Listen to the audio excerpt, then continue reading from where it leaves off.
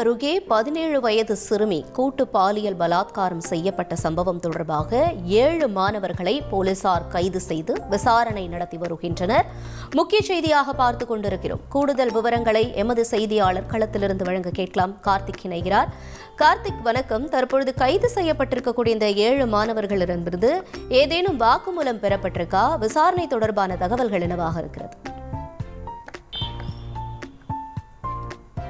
வணக்கம். கோவை மாநகர் பகுதியில் 17 வயது சிறுமியை 7 பேர் பலாத்காரம் செய்யப்பட்ட வழக்குல போக்சோ வழக்கு பதிவு செய்யப்பட்டு 7 இளைஞர்கள் கைது செய்யப்பட்டிருக்காங்க. இந்த 7 பேரும் கோவையில இருவேறு கல்லூரியில, தனியார் கல்லூரியில படித்திருக்கக்கூடிய மாணவர்களாகும்.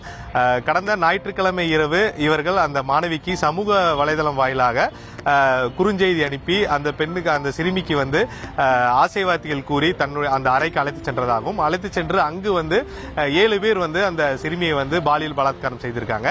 இது தொடர்பாக மாநகர போலீசார் இந்த வழக்கு விசாரிக்கப்பட்டிருக்கு. அதாவது சம்பவம் நடந்த அன்று இரவு சிறுமி வீட்டுக்கு திரும்பாதை அடுத்து அந்த வீட்டிலிருந்து அவங்களுடைய பாட்டி அருகில் இருக்கக்கூடிய காவல் நிலையத்தில் புகார் கொடுக்கறாங்க. இது மாதிரி தன்னுடைய பேத்தி வீட்டுக்கு வரவில்லை, எங்கே சென்றாலும் தெரியவில்லை என்ற ஒரு புகாரை கொடுக்கறாங்க. இந்த புகாரை போலீசார் உடனடியாக தீவிரமாக விசாரிக்கிறாங்க. இந்த விசாரிக்கும் பட்சத்தில் இந்த சிறுமி கோவையில் ஒரு பகுதியில் இருப்பதாக போலீசாருக்கு தகவல் கிடைக்குது. அங்கு சென்று போலீசார் விசாரணை நடத்துத இந்த சிறுமி பாலியல் பலாத்காரம் 7 பேரால் செய்யப்பட்டிருக்காங்க அப்படிங்கிற ஒரு தகவல் வெளியே வந்திருக்கு. இதனை அடுத்து உடனடியாக போலீசார் அந்த சிறுமியை பாதுகாப்பாக அழைத்து வந்திருக்காங்க. அந்த 7 பேர் அந்த தனியார் கல்லூரியை சேர்ந்த 7 பேரும் தற்போது கைது செய்யப்பட்டு விசாரணை மேற்கொண்டதில் இந்த பாலியல் பலாத்காரம் செய்தது உறுதியா இருக்கு. உடனடியாக அவர்களுக்கு மருத்துவ பரிசோதனை மற்றும் அவர்களுடைய செல்போன்கள் மற்றும் அவர்கள் பேசிய அந்த உரையாடல் போன்ற